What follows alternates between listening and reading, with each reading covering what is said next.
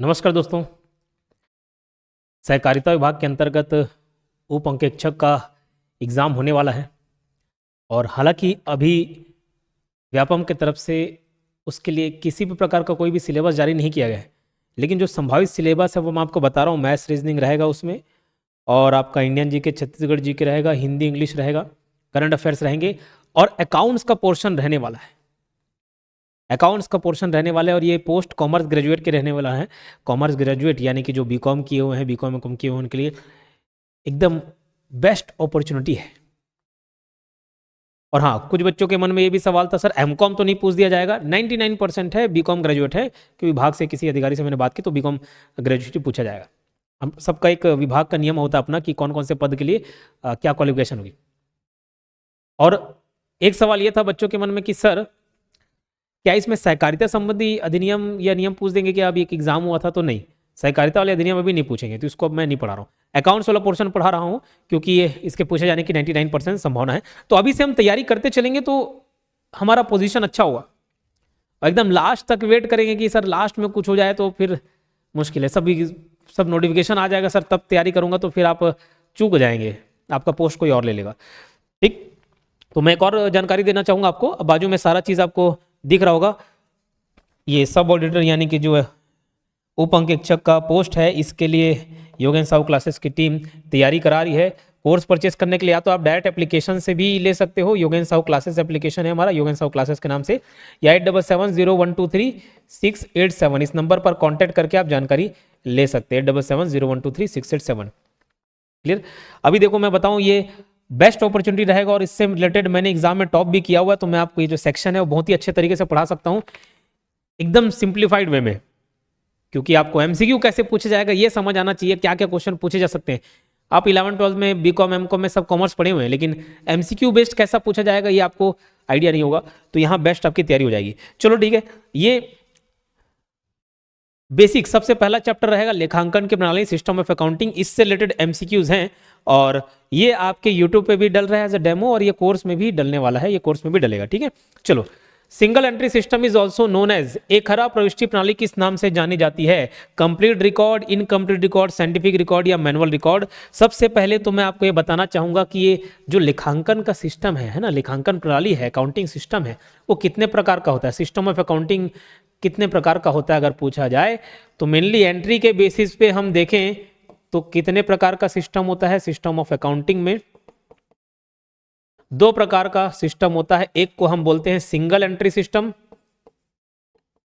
Single entry system, और दूसरा होता है डबल एंट्री सिस्टम। दूसरा क्या होता है? Double entry system. ठीक, डबल एंट्री सिस्टम में हर ट्रांजैक्शन के दो पहलू होते हैं, हर ट्रांजैक्शन के दो पहलू होते हैं जिसको हम डेबिट और क्रेडिट कहते हैं, जबकि सिंगल एंट्री में एक ही पहलू प्रभावित होता है, दो पहलू प्रभावित नहीं होता। अब आपके मन में आ रहा होगा सर ये लेखांकन प्रणाली क्या है, अकाउंटिंग सिस्टम क्या है? तो एक ऐसा प्रोसेस है accounting system, system of accounting, ये एक ऐसा प्रोसेस है जिससे हम फाइनेंशियल ट्रांजेक्शन को, यानी कि जितने भी वित्तीय लेन देन है, वित्तीय लेन देन को क्या करते हैं? रिकॉर्ड करते हैं। तो सबसे पहला सवाल आपके मन में आएगा ये सिस्टम ऑफ अकाउंटिंग क्या है? तो सिस्टम ऑफ अकाउंटिंग वो प्रोसेस है जिसके माध्यम से हम जितने भी वित्तीय ट्रांजैक्शन है, फाइनेंशियल ट्रांजैक्शन है, उनको रिकॉर्ड करते हैं। ऐसा नहीं कि कुछ उसके अलावा कुछ और गतिविधियां हो गई, मेरा एक्सीडेंट हो गया, मेरे घर में किसी की मृत्यु हो गई, देहांत हो गया, ऐसा नहीं। वो सबको केवल और केवल फाइनेंशियल ट्रांजैक्शन को रिकॉर्ड किया था, उस सिस्टम ऑफ अकाउंटिंग गलत। अब उसके वृहद रूप से देखा जाए दो प्रकार, एक सिंगल एंट्री जिसको हम बोले एकल एक घरा प्रविष्टि प्रणाली, और दूसरा डबल एंट्री, एकल और डबल। ठीक है, सिंगल और डबल, ये दो ही सिस्टम होते हैं। डबल एंट्री सिस्टम किसको बोलते हैं? जिसमें दो पहलू रिकॉर्ड हो जाए, डेबिट और क्रेडिट, और सिंगल एंट्री वाला जिसमें एक ही हो, इसको इनकम्प्लीट रिकॉर्ड भी बोला जाता है। क्यों बोला जाता है? एकदम मैं दोनों का उदाहरण इजिली दे रहा हूं। जैसे देखो, एकदम आसान शब्दों में आपको समझाने की कोशिश करूंगा, ज्यादा टेंशन हेडेक लेने की जरूरत नहीं रही। मान के चलो मेरा पैसा खर्चा हो जाता है 5,000 रुपए, मैंने 5,000 रुपए पेमेंट कर दिए, मेरा खर्चा हो गया। क्या चीज के लिए खर्चा हुआ? मैंने पटा दिया बिजली बिल। क्या पटा दिया भैया? बिजली बिल, 5,000 रुपए। अगर मैं डबल एंट्री सिस्टम के अकॉर्डिंग रिकॉर्ड करना चाहूंगा तो मेरा जो कैश 5,000 गया ना, वो तो मैं रिकॉर्ड करूंगा ही करूंगा, साथ ही साथ किस चीज के लिए खर्चा हुआ, बिल पेमेंट के लिए खर्चा हुआ, तो उसको भी मैं रिकॉर्ड करूंगा, bill payment debit to cash. ठीक है, एक उदाहरण दे रहा हूं, तो उसमें दोनों पहलू प्रभावित होंगे। लेकिन अगर मैं इसको सिंगल एंट्री के तहत करूं तो भैया एक ठोक मैं रजिस्टर बनाऊंगा, अरे कितना खर्चा हुआ 5,000, बस उसको लिखो, क्या है क्यों उसको छोड़ दी, 5,000 बस खर्चा किया, बस यही। तो ये ऐसा रिकॉर्ड इनकम्प्लीट रिकॉर्ड रहता है। तो सिंगल एंट्री सिस्टम को अपूर्ण अभिलेख भी बोला जाता है, इनकम्प्लीट रिकॉर्ड भी बोला जाता है। और ध्यान रखना, इसकी विशेषताओं पर ध्यान रखेंगे।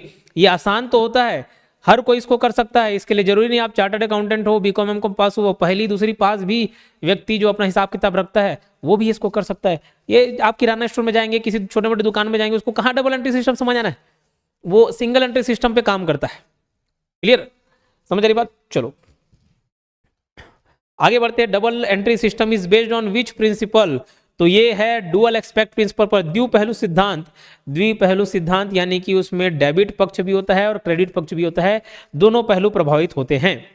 ठीक, मैं फर्नीचर लेकर आ गया, चेयर लेकर आ गया, ठीक है, चेयर लेकर आया, chair account debit to cash, मैं 10,000 रुपए का चेयर लेकर आ गया, तो मैं अपना एंट्री कैसे करूंगा डबल एंट्री सिस्टम में, chair account debit to cash account. थोड़ा बहुत अकाउंट्स पड़े होंगे तो मालूम होगा, ये 10,000 10,000 चेयर अकाउंट डेबिट या furniture account debit to cash account. तो इसमें भैया चेयर वाला भी प्रभावित हुआ, चेयर का पहलू और कैश वाला, तो ये दोनों पहलू, तो द्विपहलू सिद्धांत कहा जाता है डबल एंट्री सिस्टम को। तीसरा सवाल देखते हैं, in which system only cash receipt and payment are recorded. तो इसको देखो हम बोलते हैं कैश सिस्टम में, जिसमें कैश रिसिप्ट और पेमेंट ही रिकॉर्ड करते हैं। अब इसमें आप सिंगल एंट्री और डबल एंट्री मत मार देना, कैश और एक्रूवल एक और पेमेंट को रिकॉर्ड करने के लिए, रिसीव को रिकॉर्ड करने के लिए दो सिस्टम है, जिसको हम लोग कैश सिस्टम बोलते हैं और एक्रूवल सिस्टम बोलते हैं। अब ये कैश और एक्रूवल सिस्टम क्या है इसको समझना, एक उपार्जन प्रणाली और नगद प्रणाली। एक मैं छोटा सा उदाहरण देता हूँ, मान के चलिए मैं यहाँ पर बच्चों को ट्यूशन दे रहा हूँ, एक उदाहरण के तौर पर मैं ट्यूशन पढ़ा रहा हूँ बच्चों, और एक महीने के बाद मैं उनसे फीस लेता हूँ। एक महीने के बाद मैंने फीस लिया कि भैया आपका 500 रुपये एक महीने का फीस हुआ, महीने के अंत में, एक महीने के बाद, कौन सी डेट में, मान के चलो अभी आपका 31 दिसंबर के दिन बोले भैया आपका एक महीना हो गया, 500 रुपये आपका ड्यू है। अब जरूरी है कि वो बच्चा मुझे 31 दिसंबर को 500 रुपये पे कर दे? नहीं ना, वो तो हो सकता है 4-5 दिन लेट करे, दे ही ना। ठीक, लेकिन अगर मैं कैश सिस्टम अपना रहा हूं तो मैं ये मानूंगा कि जब वो भैया 500 रुपये देगा ना तब मेरी कमाई है, अदरवाइज नहीं। बच्चे की ट्यूशन फीस क्या है, मेरी कमाई है ना, बच्चे की ट्यूशन फीस जो है वही मेरा इनकम है। तो एक महीने खत्म हो गया तो मैं अगर कैश सिस्टम अपना रहा हूं तो ये मानूंगा कि भैया जब वो 500 रुपये देगा ना तभी मैं इनकम मानूंगा, नहीं तो नहीं मानूंगा। क्यों, वो तो हो सकता है ना दे, हो सकता है 10 दिन 15 दिन बाद में। और अगर मैं एक्रूवल सिस्टम बना रहा हूं, उपार्जन प्रणाली एक्रूवल सिस्टम के तहत रिकॉर्ड कर रहा हूं, तो मैं ये मान लूंगा एक महीना खत्म हो गया, उसका डेट आ गया, मतलब मेरे 500 रुपये इनकम हो गया, वो भले उस पैसे को बाद में दे। समझ आ रही बात? अब इसी चीज को पेमेंट के हिसाब से लेते हैं। मान के चलो मेरे घर का बिजली बिल आ गया महीने के अंत में 10,000 रुपये, घर का बिजली बिल 10,000 रुपये आ गया। अब महीने के अंत में आ गया भैया 10,000, तो वो तो 10,000 रुपये हो गया ना, आउटस्टैंडिंग है, तो मैं उसको मानना पड़ेगा। अब भले मैं पटाऊं नहीं पटाऊं, अगर एक्रूवल सिस्टम के हिसाब से जा रहा हूं तो मैं 10,000 रुपये को खर्चा मान लूंगा, और कैश सिस्टम से तब मानूंगा जब मैं एक्चुअल में 10,000 रुपये पेमेंट करूंगा।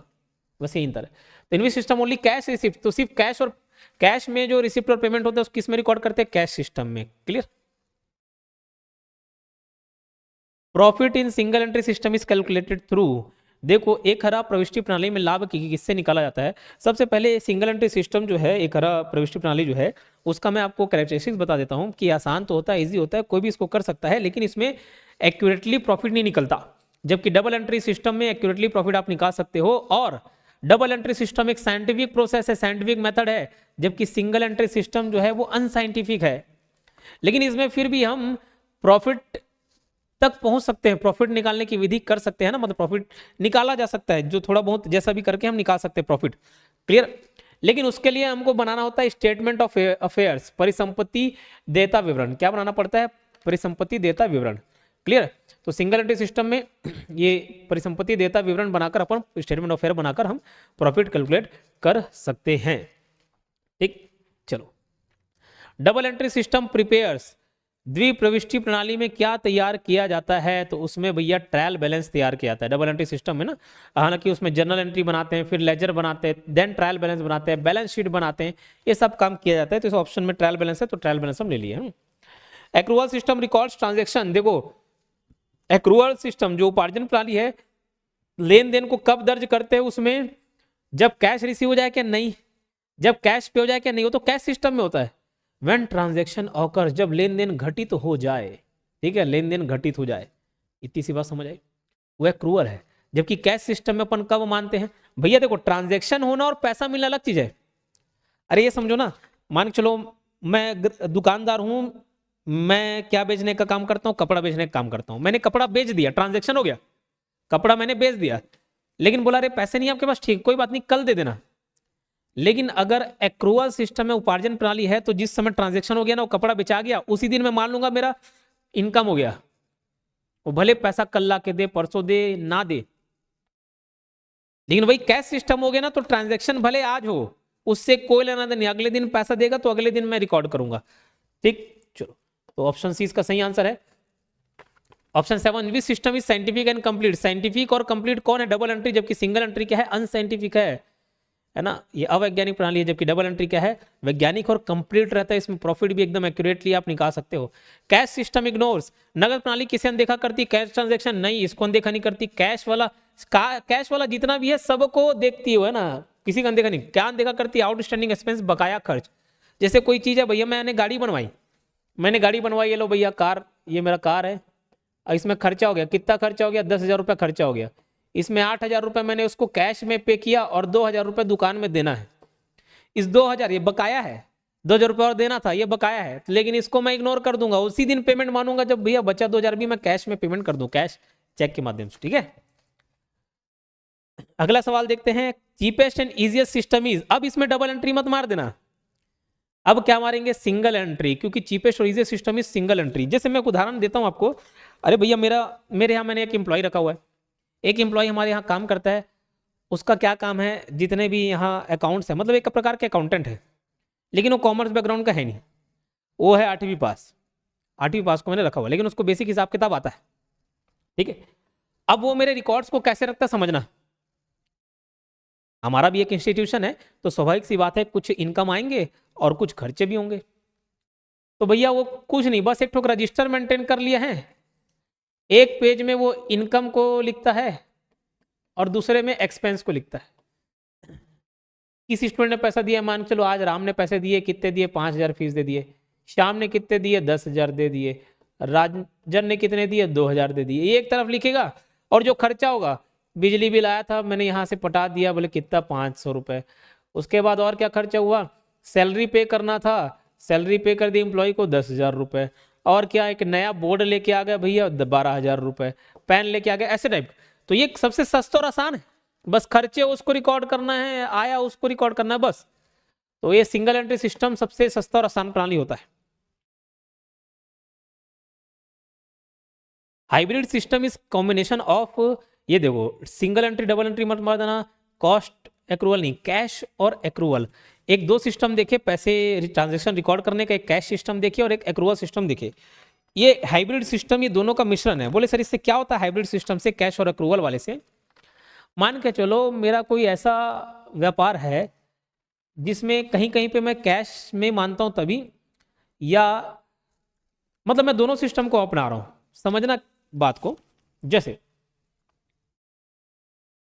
मैं एक दुकान चला रहा हूं भैया, दुकान है जिसमें मैं जब पेमेंट करता हूं ना, पेमेंट की चीज को मानता हूं, उसको मैं एक्रूवल पे कर लेता हूं, उपार्जन पे। उपार्जन पे मान के चलो मैं एक दुकान चला रहा हूं, कपड़े की दुकान है मेरी, ठीक है। तो भैया मैं कपड़े बेचूंगा तो मैं भी तो कहीं से कपड़े लेकर आऊंगा। मैं मान के चलो, सोच सकता है रायपुर के पंडरी मार्केट से मैं अपने कपड़े लेकर जाता हूँ। लेकिन मैं जिस दिन कपड़े लेकर आता हूं, चाहे वो कैश में पेमेंट करूं या ना करूं, मैं उसी दिन ट्रांजैक्शन रिकॉर्ड कर लेता हूं, उसको एक्रूवल बेसिस पे। मान के चलो 1 दिसंबर को मैंने 1 दिसंबर को कपड़े खरीदे, कितने रुपए के, 5,000 रुपए के। अगर पेमेंट कर दिया तो भी मैं इसको रिकॉर्ड करूंगा, नहीं पेमेंट किया हूं तो भी रिकॉर्ड कर लूंगा। क्यों, अरे मुझे मालूम है कि भैया मेरे को तो दुकान चलाना है, मैं तो दुकान चलाऊंगा, मैं उससे लेनदानी करते रहूंगा, लेन देन करते रहूंगा, मैं पेमेंट पटाई दूंगा। तो मैं पेमेंट वाले में एक्रूवल सिस्टम अपना लिया। लेकिन हो सकता है जब मैं बेचूं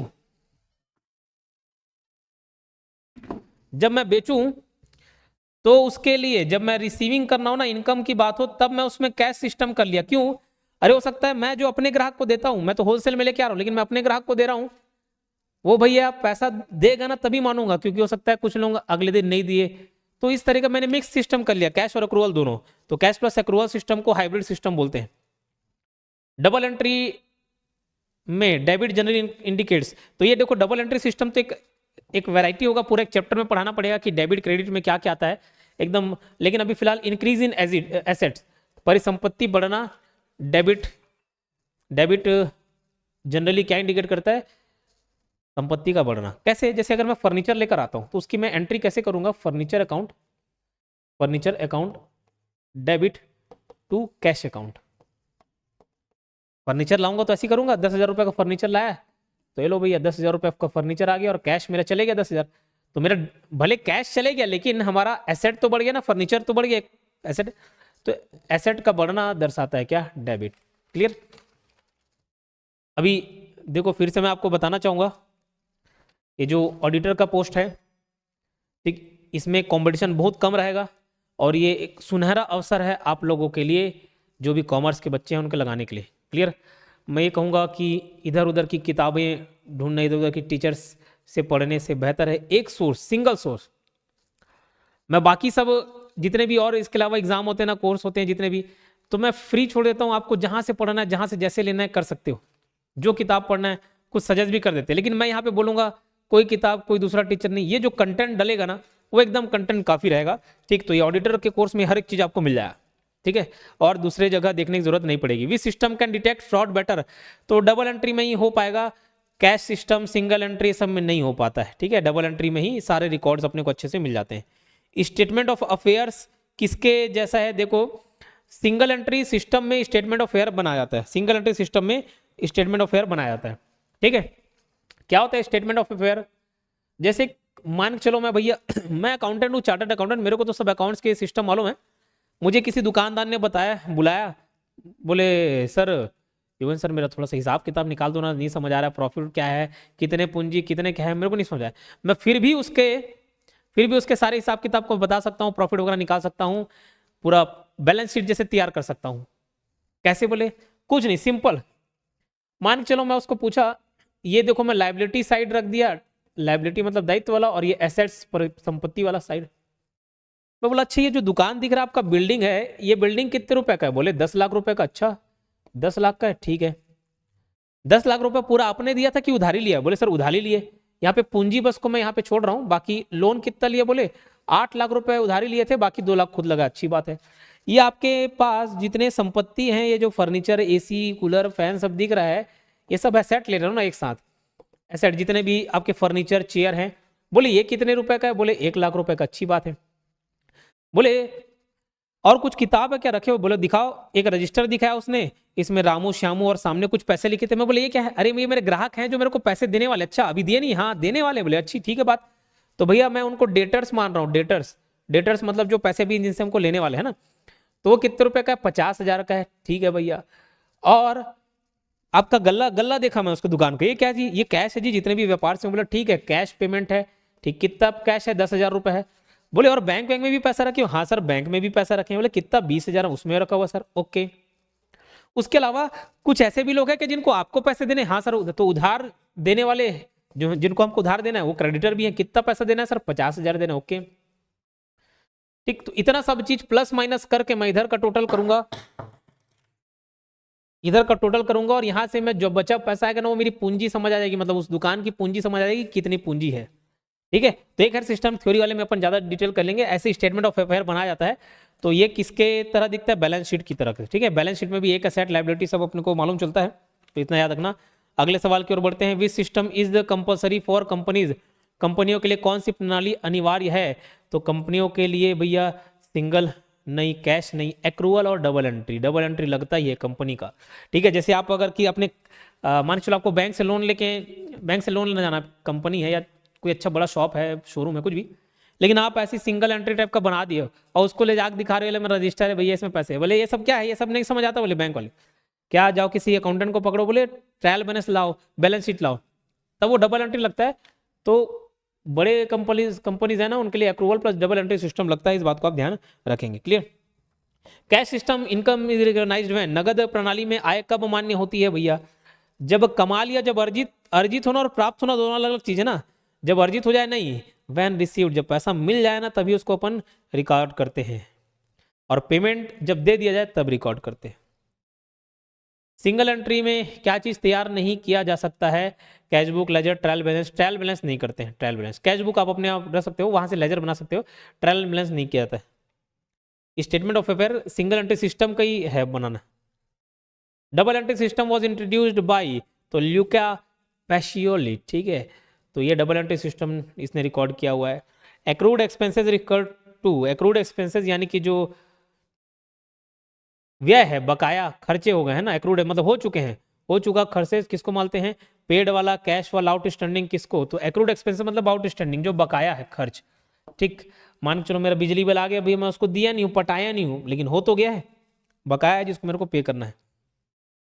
अभी सब स्टाफ लोग को मैं सैलरी देता हूँ, ठीक है, 1 तारीख हो गया, मान के चलो आज मैं 11 तारीख को रिकॉर्ड कर रहा हूँ, लेकिन इस बार हो सकता है मेरे पास पैसे नहीं आए, लेकिन मेरे को उनको पेमेंट तो करना है, 1 तारीख को करना था लेकिन नहीं दिया हूँ, लेकिन सैलरी मेरा क्या है? आउटस्टैंडिंग है, बकाया, उसी को एक्रूड एक्सपेंस भी बोलते हैं। Which system does not show true profit, तो सही प्रॉफिट कौन सा सिस्टम नहीं दिखाता? सिंगल एंट्री, लेकिन अपन एक अनुमान तक पहुंच ही जाते हैं। और आखिरी सिस्टम है cash system, is mainly used in tax accounting, कर लेखांकन में मेनली कैश सिस्टम यूज किया जाता है। ठीक है, ये ऐसे सवाल हैं जो खोज खोज के लाए हैं हमने, है ना, तो ये आपको एमसीक्यूज करते चलना है। क्लियर?